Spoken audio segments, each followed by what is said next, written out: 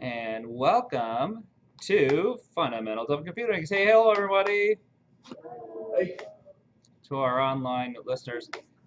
The one person watching these, Jenna, and my daughter Elizabeth is wanting to take it. So, hey, Elizabeth. Hey, Jenna. Uh, and let's get to this video. Here it is. Can drag this video over to this screen. We're talking about our cloud computing today. Let's see how exciting this can be. And let's turn up our sound a little bit. You have big ideas to streamline your business and drive sales through the roof. But to get there, your ideas need business apps. Business apps have always been too expensive, especially in times like these. Behind each one is a world of complexity. They need a data center, office space, power, cooling, bandwidth, networks, servers, and storage, a complicated software stack, and a team of experts to install, configure, and run them. You need development, testing, staging, production, failover environments. And when there's a problem, good luck. You call technical support, and they don't know, so they blame someone else. Oh, and when new versions come out, you would upgrade, but that might bring the whole system down. Now, this is for one app. When you multiply these headaches across dozens or hundreds of apps, it's easy to see why the biggest companies with the best IT departments aren't getting the apps they need. Small businesses don't have a chance. Cloud computing is a better way to run your business. Instead of running your apps yourself, they run on a shared data set. You just plug in, like a utility. This makes it fast to get started and costs less. It's like Gmail compared to Microsoft Exchange. With Gmail, do you need servers and storage? No. Do you need a technical team to keep it up and running? No. Do you have to do upgrades? No. When you use any app that runs in the cloud, you just log in, customize it, and start using it. That's the power of cloud computing. This model is so much better, it's changing the way we think about software. Not just for consumer apps, it's also being used for business apps. We call this enterprise cloud computing. Businesses are running all kinds of apps in the cloud these days, including custom-built apps. Why? Because you can be up and running in a few days, which is unheard of with traditional business software. They cost less because you don't need to pay for all the people, products, and facilities to run them. And it turns out they're more scalable, more secure, and are more reliable than the vast majority of apps out there. Here's why. They're based on an architecture called multi-tenancy. With a multi-tenant app, there isn't a copy of the app for each business that's using it. It's one app that everyone shares. But it's flexible enough for everyone to customize for their specific needs. It's like a giant office building where everyone shares the infrastructure and services, like security, yet each business can customize their own office space. This means apps are elastic. They can scale up to tens of thousands of users or down to only a few. Upgrades are taken care of for you, so your apps get security and performance enhancements and new features automatically. Now, the way you pay for cloud apps is also different. Forget about buying servers and software. When your apps run in the cloud, you don't buy anything at all. It's all rolled up into a predictable monthly subscription, so you only pay for what you use. Finally, cloud apps don't eat up your valuable IT resources, so your CFO will love it. And you can focus on projects that really impact the business, like deploying more apps. Cloud computing is a simple idea, but it can have a huge impact on your bottom line. For more information, go to salesforce.com/cloudcomputing. Did you get all that? Lots of techie stuff they threw at you at the start regarding apps and servers and things. Those kind of terms are going to come up whenever you talk about computers and cloud computing. This company, Salesforce, is one of the major companies in the cloud. They provide great services. Emmaus is using cloud, and Emmaus related ministries are using the cloud. Can anyone guess where we're using the cloud? Well, actually, you're using the cloud too, aren't you? For eLearn. Yeah, your eLearn. Well, our eLearn, this eLearn is a server in the basement here at Smith. So we don't really think of that as the cloud, but your eLearn email address, that's in a Gmail account, and anyone with an account here at Emmaus, you have an Emmaus e-learning cloud account in the Gmail cloud. Your username at emmaus.edu sends email to the Gmail server. So anyone using Gmail is essentially using the cloud, the Gmail servers. Do you know where else we're using the cloud here at Emmaus?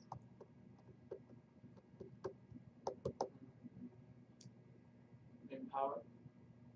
Empower is similar to the cloud. It's not, well, I guess, yeah. It's on a server out there. The actual Empower server is, I believe, still in Kansas City. It's closer to the cloud. Even more cloud-like, actually, this very company that did this video, we are using Salesforce software. Does anyone know where we're using Salesforce software? Someone in this room's relative that works for Emmaus is using Salesforce. Who would that be? In this very room.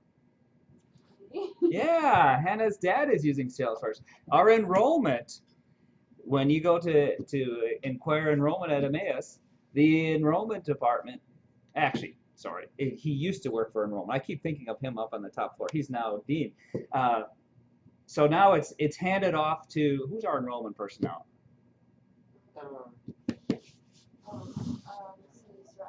Yeah, that's right. Laurel now is handed off. She's now using the Salesforce.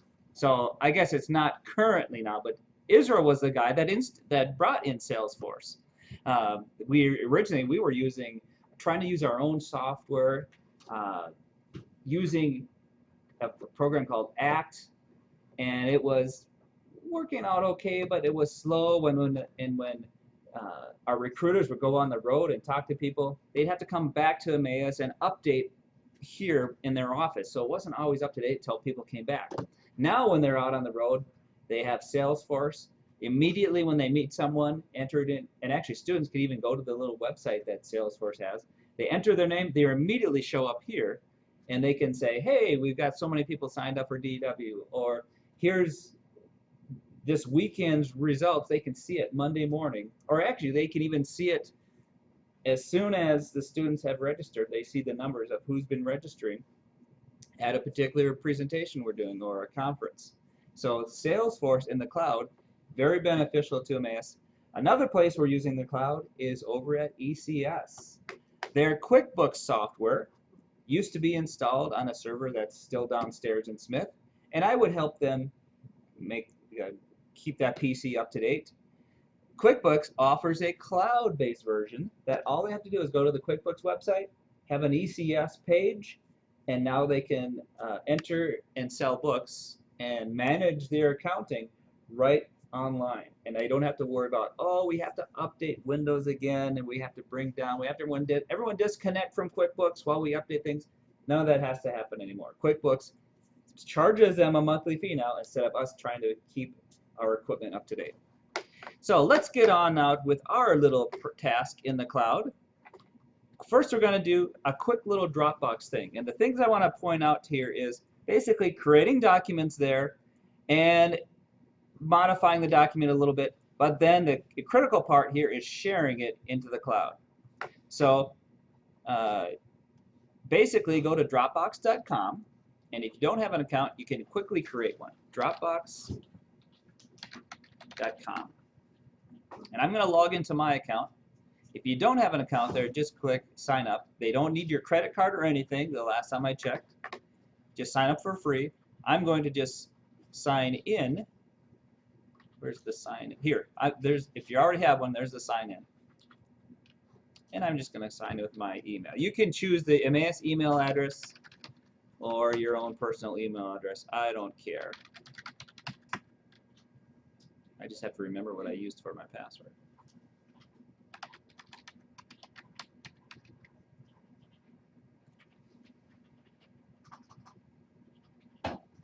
There's my Dropbox, and since I've been using this for a while, I have multiple folders, and I'm going to go down into the folder I created for this course. Let's see, can I list them by date modified? There we go. Oh, I thought I saw something. 150. Oh, that's 2012. Oh, guess I got to go back to the folder. I know I started with cs101. There it is. I have a folder called Spring 2016. So log into Dropbox and create an account. And then when you're there, Says you have to install. skip the installing part. You can go online. Just sign into the online account. The downloaded app just makes it a little more convenient to synchronize files.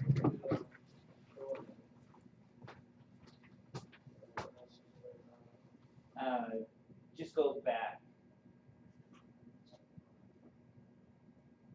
There you go.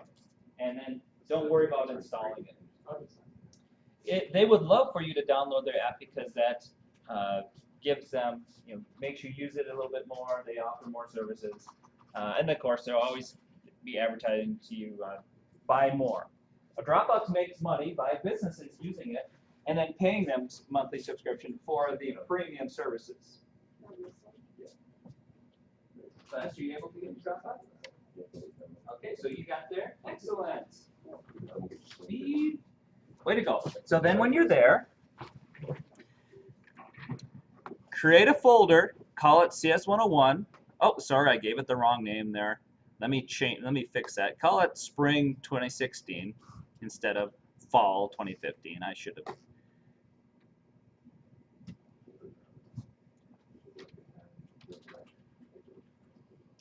And maybe I'll just put year. I'll just put the year that you're taking the course. And there we go. Okay, so then when you're there, once you've created that folder, everyone create that folder. Pretty friendly user interface, not a whole lot of confusion there. You just go to, when you want to create a folder, there's your create folder. And now I'm in my cs101 Spring 2016. I want you, though, to share that folder with me. Should I put our last name in it? Yeah. Oh, okay. Yeah, go ahead and put your last name in the folder name. I didn't do that for mine. I wasn't paying attention when I was creating mine. And I think I can rename it at some point. You just right click the folder. Yeah, and right here, share this folder. When I'm down inside the folder, you can then share the folder. Let me go back and do the rename here, cs101.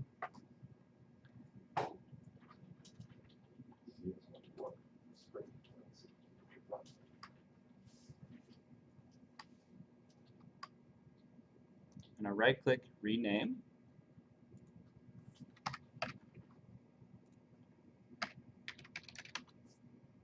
Now, while I'm there, I could share it from there, or I could go down here and share it inside of there.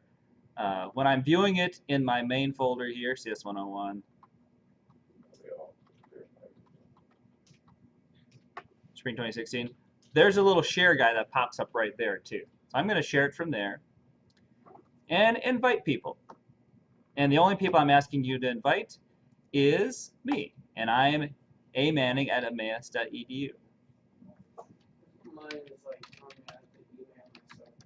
You have to verify your email. So just go to your email.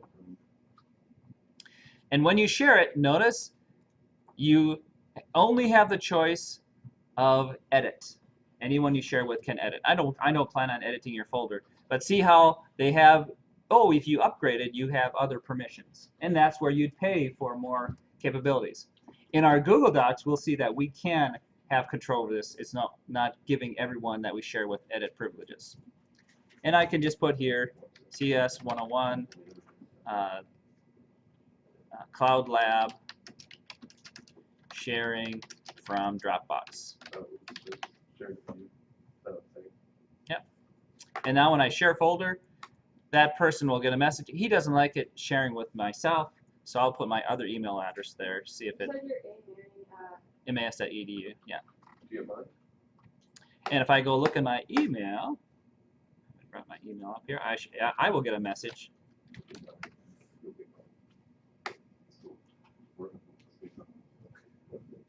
And I see in my email, once you've shared it, I get, oh, their person is sharing that folder, and then I can go view the folder. So back for mine, it wouldn't let me share with myself. Let me see if I can put my other email address or the equivalent email address. Invite more people. Let me add A Manning at elearn.mas.edu. Remember, elearn.mas.edu is the exact same email box, even though it has a different email address.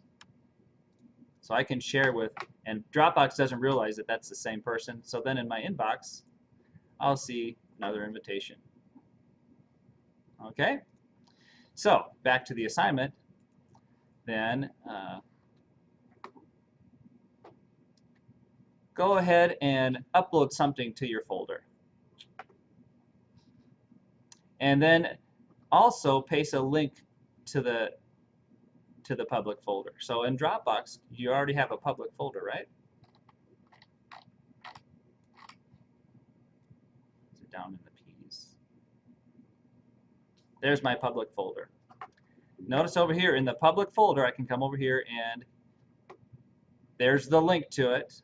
I can copy, Control-C, and then back in the assignment, when I'm submitting here down in the little submission, just put in there. Oh, you don't get submissions closed, do you? We also don't, I don't have a public folder. Oh, it doesn't show one automatically? I was thinking, okay, just create one. Let's see here. Let's go back to the assignment description. Maybe it used to automatically create a public folder and doesn't anymore. Yeah, kind of on the computer you created the Dropbox account on, but it definitely didn't create one.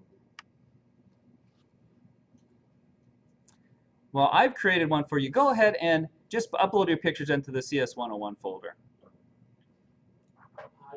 What picture? Just pick a picture. Let me go here. There's pictures on your, let me go down to my cs101 folder and show you. Are we also to put a file on there too? Yep. Does it? And it doesn't matter. Just so long, kind of just practicing. But no photos yet. cs101, there it is. I'm going to go click into there, and now I'm going to upload a file right there by uploading one.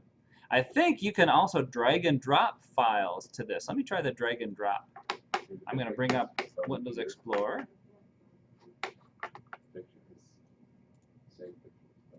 There's always stuff in your pictures folder that the system has around, and you can always look in there. I'm just going to drag one of these. I have little Bible pictures. Let's see if it'll let me drag and drop a picture. Yep, it looks like it's, yep, dragging and dropping onto it, but you can also click the plus and browse to a folder. And Actually, both my picture files are. oh, really? Yeah. Nothing in there.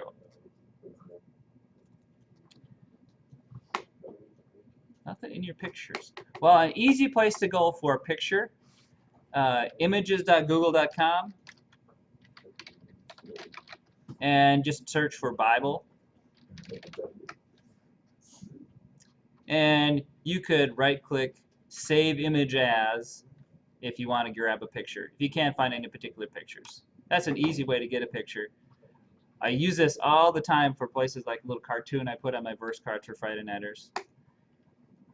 And I can save the image as. And my default is going into my downloads images. And this is going to be Bible pic.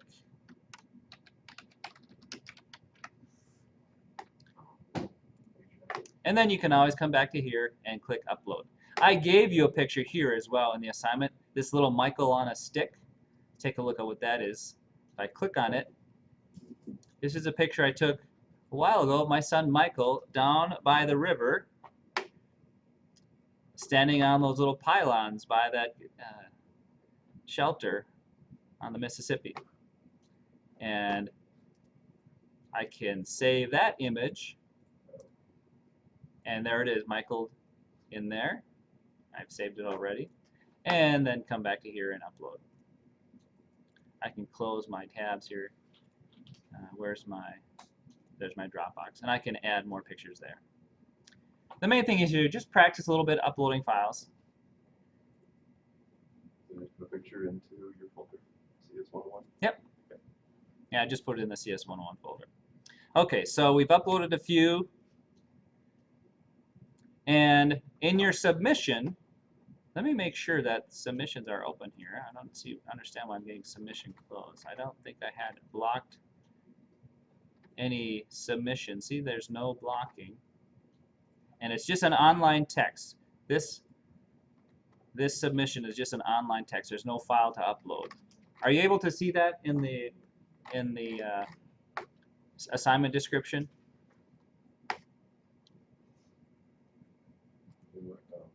Are you able to see it down at the bottom? Is there a edit my submission or add submission? Okay, and it brings you an edit window? Good. Okay, so I want to be, for me, since I'm a teacher, it doesn't let me see that. So then I want to be sure you could do that. So when you click add submission, it'll bring up a little window. And all you need to do is put in something like, here's the link to my shared folder. And remember how to see the link to your shared folder? You go back to Dropbox, and in your sharing, right here, you can see the link. That's the link that you need to paste into your submission. So then I can just click on that link. So to see the link, remember, right here on that little chain, that will show you the link. If you're in your main Dropbox folder, and you look at your folder down there, here you can also see the link. So anytime you see that chain, that's showing you, oh, that's the link to that little object. And then you just want us to paste it on. Yeah. Yeah, just paste the link and say, hey, here's the link to my Dropbox folder, and just paste that big ugly URL. The nice thing about those is I don't have to worry about remembering them. I simply click on that and it will take me there. Okay, so that's that part of the assignment. Now, in your submission, I guess we can discuss here, how are Dropbox shared files and folders different from Google Apps shared files?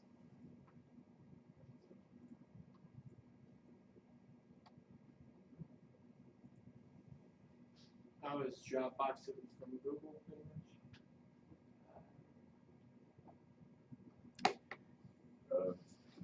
Bigger file size for Dropbox and Google. I don't know if that's true.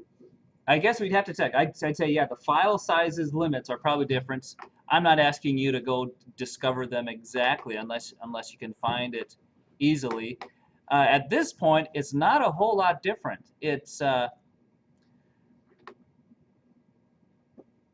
there. It's at the Dropbox site instead of the Google site, so that's one difference.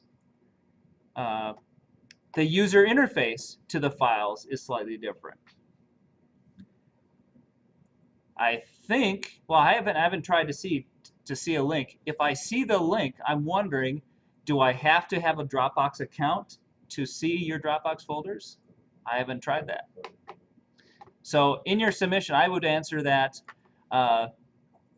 it's on a different server. The file limits are going to be different. And you have to have a different logon account. I log on to Dropbox instead of Google. But otherwise, not a whole lot difference. When I share it, it's a link to a file that I can download.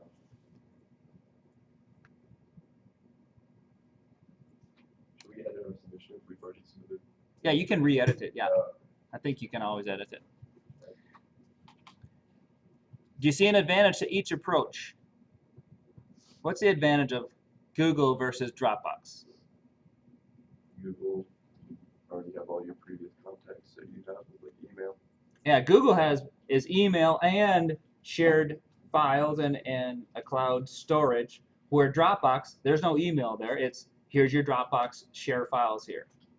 So Dropbox is more focused on just cloud storage, where Google has storage and spreadsheets and online text or online word processing files. Google offers more. Dropbox is more focused. Do you think the security of one or the other is better? I'd say Google is Probably safer. Google's bigger, I think. So maybe Google has more power to its security team. No guarantee. Remember, with the bigger companies may have bigger IT teams, but they're also a bigger target for the people in the world for malicious people to try to break in. So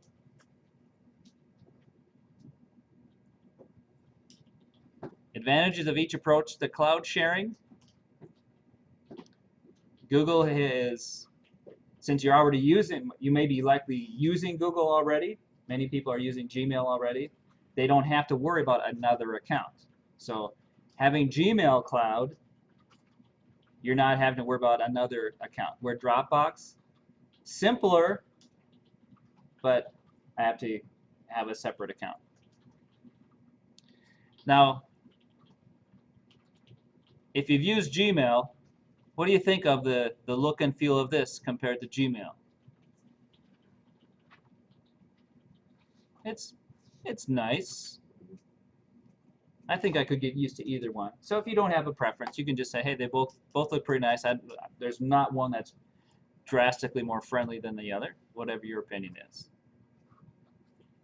And it's been a semester since I've seen Dropbox. I don't see a radical change in the user interface.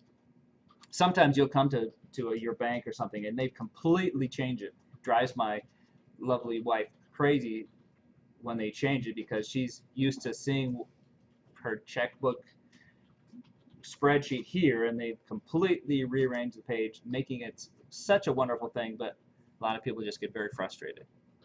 Even though it's to the new person, they like the new look better. Well, that's it for that lab. Just share it in Dropbox, and let's make sure we haven't missed anything. Put a link to the folder, and then basically throw the files in there. So then when I see the shared file, I can log in there. All right, that's it for the Dropbox app. All you're doing is showing me the link to your Dropbox folder. Remember, all you have to do is find the folder. What did we say was an advantage for Dropbox? It's more focused just on file sharing, Okay. where Gmail is Google Docs and tons of other things. You're likely to have maybe a little more confusing to use because there's so many more features there in Gmail. Both are free, and I think both offer quite a decent amount of storage. Forget what the limit was. Was it 15 gig? Quite a good storage amount for your average person. Now, businesses with lots of backups may use that up pretty quickly, and that's where you'd pay for more storage. I have not heard bad things about Dropbox or any security leaks. There are viruses that get through Gmail, but it's because of the Gmail service. I haven't heard of Google Docs being hacked into. One thing I did have happen to a Google Doc just recently is someone decided that somehow my Google Doc had something in it that they didn't like, and they disabled that file on me. I could not see that document I had created. And I sent them email, and they didn't give me much help at all. So, and that's the same thing is true for Google or for Dropbox. Remember, you're putting your files out on a server that other people own, and they're providing it to you as a service. If you are a terrorist or you put up things that are politically or illegal, they have the responsibility to report you and to delete those files. So if you're doing illegal activity, you'll stay out of the cloud. Think of missionaries that are in countries where their activity is considered illegal. As a missionary, I would probably be a little more careful about anything public. Any files, especially records of who I'm contacting or the work I'm doing. I may refer to it very vaguely if I'm at all in any cloud document. I'll at least encrypt anything I do. So if you're doing anything that you need that's politically sensitive, like missions in a country not friendly to Christians, you'll probably stay out of the cloud. Any proprietary work, if you're in a company that has secrets, they'll be keeping you out of the cloud. They'll probably fire you if you do things on the cloud when you're working for a company with sensitive information. So be careful about that. Their IT people, unless they're really convinced something is secure, they will not let you into the cloud. And Mr. Elliott worked for labs in Los Alamos. He got in a little bit in trouble just for visiting a site, didn't realize the site was hosted somewhere in China, which was a red flag for national security. They came and asked him, what are you doing at this site? And it just happened to be, I don't know if it was a vendor search or something for some equipment. So he was safe. He didn't get jailed or anything. But, those kind of things. Government agencies, especially with secrets, very sensitive to dealing with clouds. You know, we don't know where the servers are located. They're just out there in the cloud. They could be in India or Singapore. Singapore is huge with internet speed and technology. All right, so that's that assignment. Let's go to the Google Docs assignment. Very similar. This time, though, you're going to your Gmail account, and you're just going to create a document there. This is one called Cloud Computing Lab. For this one, go to your Google Docs account, and there it is. There's a link if you don't have it. When I go there, it already brings me to my documents. I'm going to go to my Google Docs account, and I immediately go to my email. But right here, this little array of boxes, this will take me to my Drive. I'm going to go to my Drive once I'm in my Gmail. In my Gmail Drive now, similar to the Dropbox, I'm going to just create an account. Now, I try to keep a little organized. I think I have a cs101 folder somewhere in here. I'm going to search for it.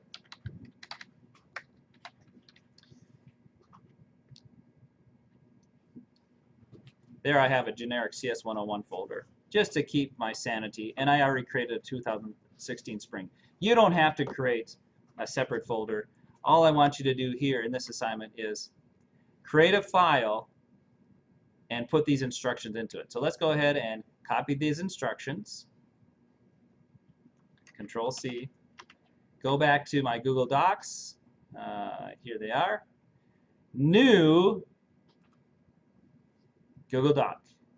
New Google Doc starts a new Google document.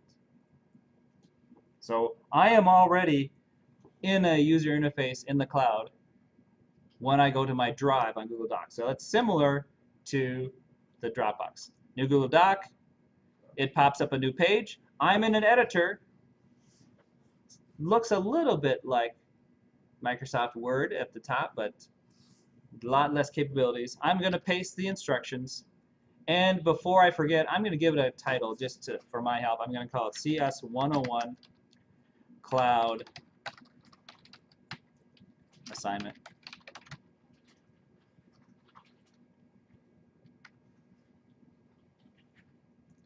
So there's the document. And now we're more concerned with how documents get shared in the cloud. So I have these instructions in my document now, and I want to publish the document as a web page. It's not here. You think, oh, it's shared here. Nope. Publishing it as a web page is over here underneath File. Underneath File, Publish to the web. This is different than sharing it. So when someone wants to look at it, they can't edit it at all. They can just see the contents when you're publishing it as a web page. And I just click Publish, and then it says, are you sure? And then it gives you the link to the published page. Need me to go through that again? Yeah. Okay. So you created your document. So I'll go back here. You created your document, paste this into it, and then underneath File, Publish to Web. It's not under Share like you might think. There's something else under Share that we're going to go to. Publish to Web, and then just copy that link. Copy that link. and then you can close that window. Wait. I don't Show a know. link. Does it show a link on mine? When you publish the web, Yeah, it just shows up. yeah, you have to publish it first. Yeah, you have to click publish. Then it'll show you the link after. Oh, What do you want us to do with the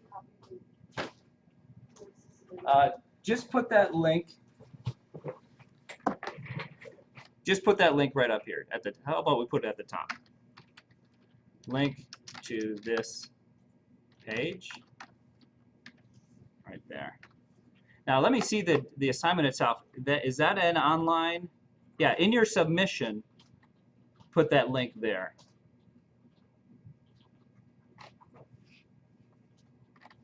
And then I can just view the rest of it. So in your link, put that submission. Insert. Now remember, this is a link to this page, to this documents as a web page. Remember, it publishes as a web page. Now, we want to do more than publish it as a web page, though. We want to now also share it as a document. Okay, so there's publish to web, and if I click on it, let's see, if I click, follow the link, here's how it would appear to someone. See how there's nothing at the top. I can edit this document. It's simply a web page link. So it's non-editable web page. Now, we want to share it as a document. And that's over here on the share. And let's see, the instructions say, give it access only to Emmaus personnel. So back here at the document, underneath share, now I share with others. And click here on advanced. Here, share. Let's do the shareable link. And anyone at Emmaus can view. Is that what we wanted? Let me forget if did I give Emmaus view, everyone at Emmaus view, or write privileges? It just says give access. Okay, we'll just go. Well, we'll go back to that. Shareable link. Anyone at Emmaus can view. I can change that to only give everyone at Emmaus edit privileges, but we'll leave it at the default can view. How did you get it to anyone in the By going to share, and then at your shareable link, just click on that link. They're not on an Emmaus email. That's why. Oh, do you have Gmail? You should be able to do it in Gmail. But like if you're in Gmail, but it means that. Then it won't have the anyone at Emmaus can view. Just give it, click on the advanced then, and change. No, you have it. Anyone who has the link can view, so that's good. Share that link with me. So in Gmail, that's one thing about our Google Apps. So invite you? No, just give me the link. Since you said anyone with the link can view, I don't need to be invited. Oh, okay. If you want to invite me to be able to edit your document, then it would need the special invitation. Yeah, I just want the link so I can view it. Just make sure that when I click on the link, I'll be able to see it. Now remember, when I view it from Google Docs as a shared doc, I will see not as a web page, but with all those, with the Google Docs header at the top. And let me copy that and show you. Well, let me bring up a different browser and I'll show you what that would look like. If I view it in Chrome without logging into Gmail, here's how it will appear.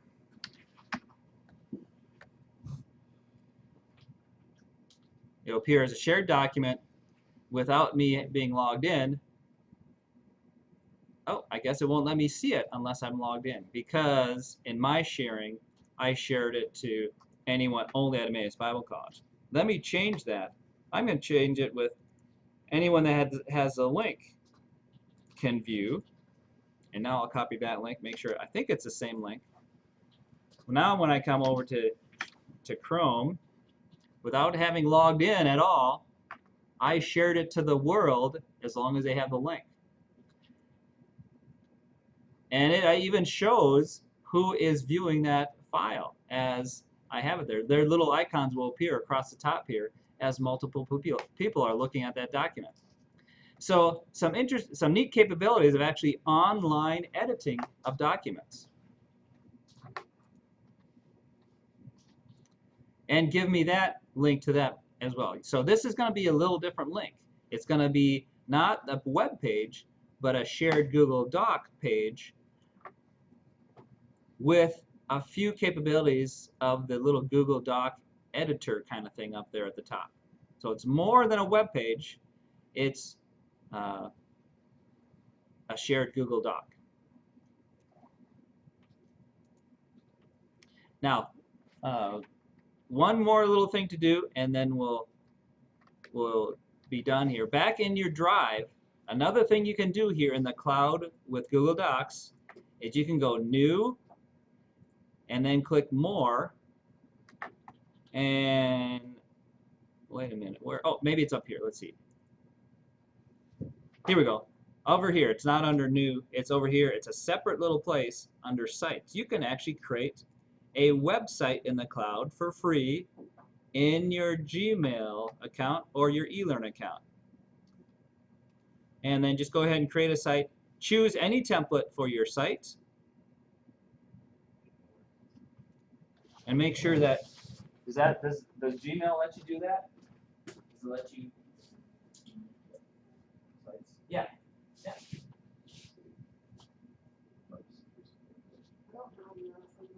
Even more.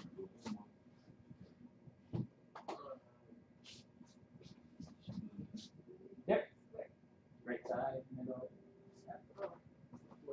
So go to the little, yeah, right there, the little array of boxes, and sites. Go to yeah, just create a site, and then once you create it, just publish it or get the link to it.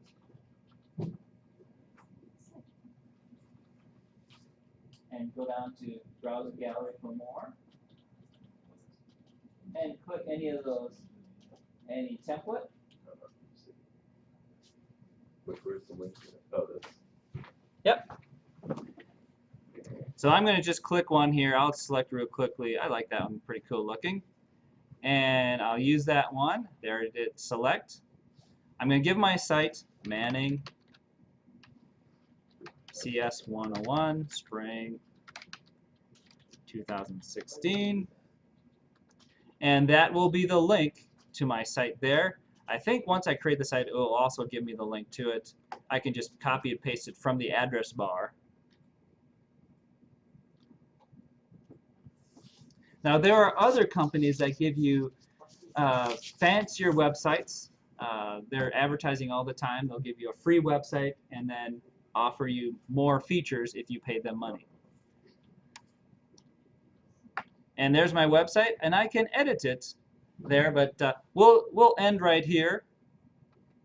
And maybe we'll play a little bit more with this on Monday. You want us to copy the link in your assignment? Yeah, go ahead and paste the link in your assignment, and I'll give you a little more time on this on Monday. The Dropbox one we pretty much finished.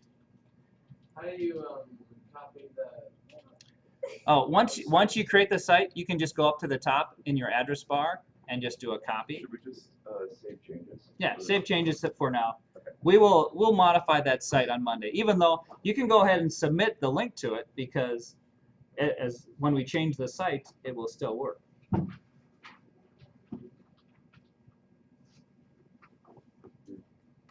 And to edit that site, you just click on the little edit page, and I can change all sorts of things in there as I click around in it.